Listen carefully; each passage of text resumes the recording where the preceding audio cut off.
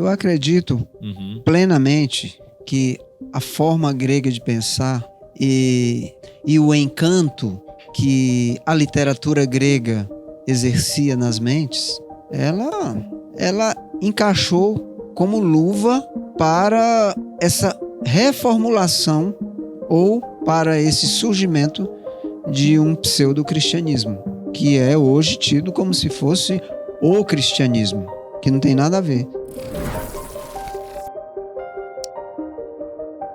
Quais são os riscos, os sérios perigos de interpretar a Bíblia, que é uma mentalidade hebraica, não grega, de pensamento?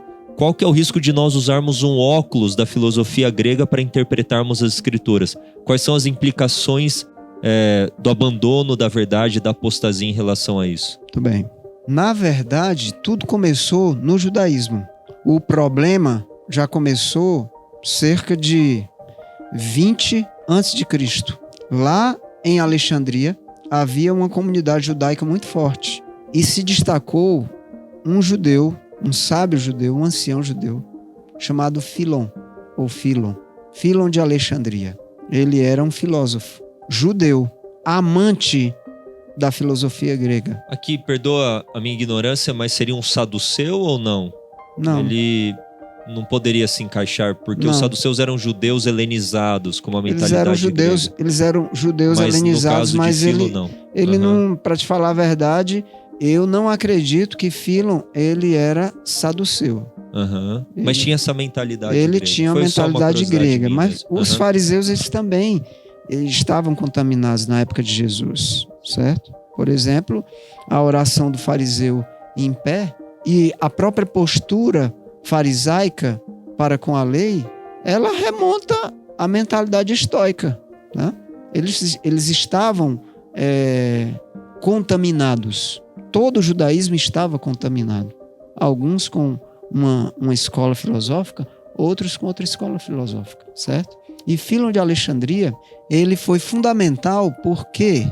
Porque ele viu, da mesma maneira que Clemente, 170 anos depois, veria, ele viu que seria uma maravilha a estrutura de pensamento, de raciocínio grego, filosófico, seria uma maravilha para aplicá-la na interpretação da Bíblia.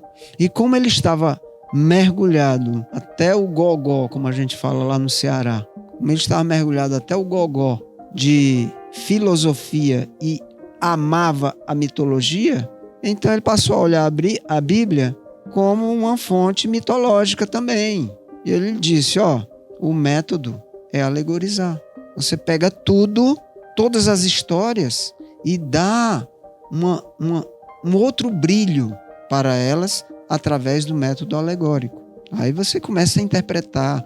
Aí o peixe que engoliu Jonas, ele, na verdade, ele era um símbolo deste mundo que quer engolir o cristão. E, sabe, essas coisas? Dá para entender que ele não fazia uma aplicação, ele estava abandonando a leitura simples da Bíblia, literária, tomando as histórias como sendo verdadeiras, genuínas e alegorizando tudo. Não, isso aqui não foi real, isso aqui é uma alegoria. Ele não fazia essa leitura. Realmente ele não fazia uma aplicação espiritual. Ele pegava a estrutura e dava uma interpretação alegórica. É importante porque às vezes a gente ouve pregadores fazendo uma aplicação, daí, nossa, será que ele está alegorizando? Isso aí não é método alegórico. Isso aí é uma aplicação espiritual. Depois da interpretação. Exatamente. Então ele já alegorizava a interpretação. Exatamente. E esse pensamento dele influenciou outros judeus, que influenciou os primeiros cristãos? Pesadamente. Ele influenciou pesadamente os primeiros cristãos. Porque Clemente, como eu acabei de falar, ele disse isso, né? É aí que está a beleza do avanço do cristianismo. Vai ser a partir da filosofia, a partir dessa mentalidade. Orígenes foi aluno dele. E Orígenes, ele ampliou no meio do cristianismo essa metodologia. Só para você ter uma ideia, por exemplo, eles criaram a ideia de Clemente, citando Platão, ele trouxe a expressão o oitavo dia. O que era o oitavo dia?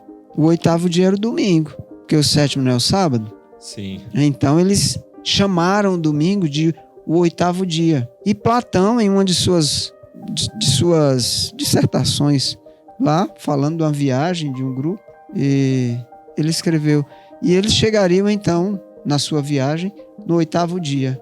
E ele pega uma citação totalmente fora de contexto e traz a importância do oitavo dia. O oitavo dia foi o dia da ressurreição. O oitavo dia foi o dia que...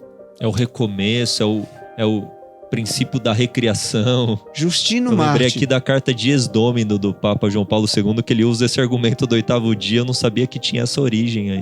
Lá, Interessante. 160 anos depois de Cristo. Justino Marte diz assim, olha o método. Assim como Noé, com 8 pessoas, ele, sua esposa, seus 3 filhos e as 3 noras, 8 pessoas, dentro da arca, foram poupados do dilúvio, 8 pessoas, assim o oitavo dia nos poupa para a salvação em Cristo Jesus. Uau, aí é muita criatividade. Então, impressionante, a alegoria comeu solta mesmo. Exatamente. E Orígenes, ele tem mais um aí, mas é porque eu não estou lembrado agora de uma que Orígenes deu. Está até na nossa apostila aqui, que foi tratado com os alunos. Mas ele fez coisas assim. Pronto, lembrei. Ele diz assim, os 7 dias que precederam a transfiguração de Jesus são os 7 dias da semana que fazem o cristão chegar no oitavo e ver o Cristo glorificado na sua frente. Então eles foram pegando passagens Exatamente. E foram enxergando que o texto não estava falando. Falou de 8, de oitavo, dava para encaixar, entendeu? E a filosofia grega, naquilo que a gente entende como imortalidade da alma, formando...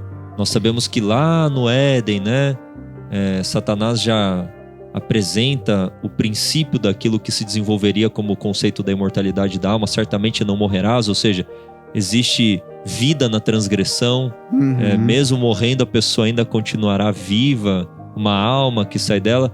Isso teve uma forte influência grega para esse tipo de interpretação dos escritos neotestamentários. De Paulo, principalmente. A filosofia grega facilitou esse tipo de interpretação da imortalidade da alma. Eu acredito plenamente que a forma grega de pensar e o encanto que a literatura grega exercia nas mentes, ela encaixou como luva para essa reformulação ou para esse surgimento de um pseudo-cristianismo, que é hoje tido como se fosse o cristianismo, que não tem nada a ver.